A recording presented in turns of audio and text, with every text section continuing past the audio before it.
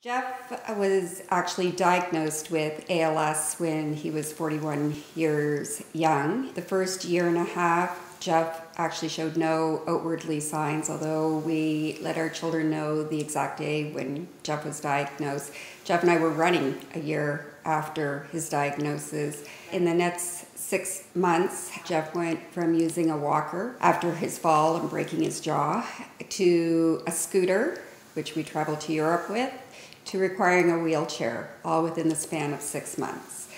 Jeff then decided that he could no longer practice as a family physician and went to doing mostly administrative work. 2 to 2.5 years, Jeff then was able to use voice box communication with the ability of using his thumb to control, and then when he lost that ability, he went to using pupil control only through the use of a Dynabox, which is a form of communication with limited movement of one's body.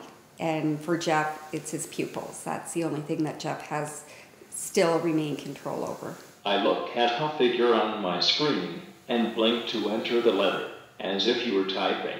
My family gives me the ability and strength to want to keep going. I have had multiple experiences both as a physician and patient to know that sometimes the least amount of harm a physician can do is to create a method in which the terminally ill can die surrounded by family on their own terms. My personal feeling about Bill C-14 is that it is a start to aiding persons who need help to end their lives due to terminal illnesses.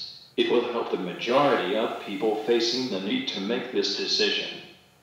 It does not address the mandate bestowed to it from the Supreme Court decision to the case of Carter versus Canada, because it does not allow for advance directives for people who are in the early stages of terminal illnesses. In my case, although I can only move my eyes, I can still communicate and am mentally competent to give consent.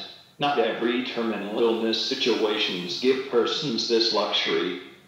I am also concerned that persons who have chronic, intractable, intolerable mental health problems are not included in this legislation.